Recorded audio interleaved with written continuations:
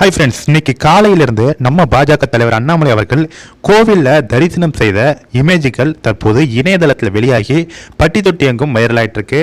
அதாவது பாஜக தலைவர் அண்ணாமலை அவர்கள் அவருடைய ட்விட்டர் பக்கத்தில் ஒரு 4 புகைப்படங்களை பகிர்ந்திருக்காரு. அதாவது அந்த 4 புகைப்படங்களும் பார்த்தீங்கன்னா சுவாமி தரிசனம் செய்வது போன்ற புகைப்படங்களை பகிர்ந்திருக்காரு.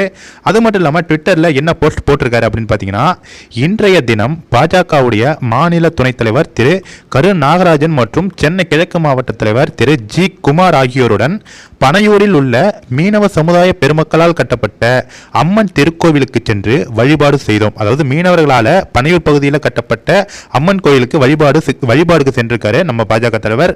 அது மட்டும் இல்லாமல் இந்த திருக்கோவிலில் கடந்த 2ஆம் தேதி அன்று மகா கும்பாபிஷேக பெருவிழா நடைபெற்றது.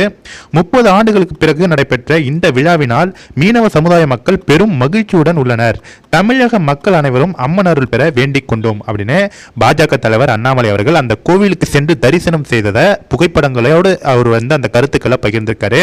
முக்கியமா நம்ம பாஜக தலைவர் அண்ணாமலை அவர்கள் பார்த்தீங்கன்னா தொடர்ந்து கோவிலில் அவர் பூஜை செய்வதாக இருக்கட்டும், அது மட்டும் இல்லாமல் பாஜகவுடைய தலைவர்கள் திருமணங்கள் விசேஷங்கள்னு அவர் போயிட்டு அட்டன் செய்வதாக இருக்கட்டும், தொடர்ந்து பொது நிகழ்ச்சிகளில் பாஜக தலைவர் அண்ணாமலை அவர்கள் அதிகமாகவே தற்போது ஈடுபட்டு கொண்டிருக்கிறார்.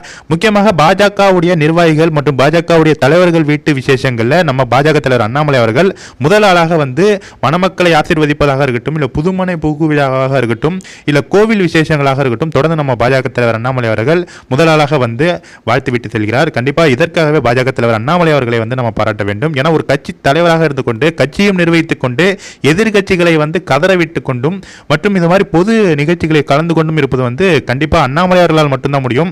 மற்ற தலைவர்கள் எப்படின்னு நமக்கு தெரியாது. ஆனால் நம்மளுடைய பாஜக தலைவர் அண்ணாமலை அவர்கள் இந்த அளவுக்கு ஆக்டிவா அனைத்து நிகழ்ச்சிகளிலும் தன்னை முத்திரை பதித்துக் கொண்டிருக்கிறார். கண்டிப்பா இவர் இப்படி ஒரு ஆக்டிவான இளம் வயது படித்த ஒருவர் தமிழகத்திற்கு முதலமைச்சராக வரும்போது தமிழகம் கண்டிப்பாக ஒரு பொற்காலமாக மாறும் அப்படிங்கிறதுல எந்த ஒரு சந்தேகமும் இல்லை. தமிழக மக்கள் நீங்க தான் மனது வைத்து நம்ம பாஜக தலைவர் அண்ணாமலை அவர்களுக்கு பாஜகவிற்கு தாமரை சின்னத்தில் ஓட்டு போட வேண்டும். கண்டிப்பா இந்த வீடியோவை எல்லாருக்குமே ஷேர் பண்ணுங்க ஃப்ரெண்ட்ஸ்.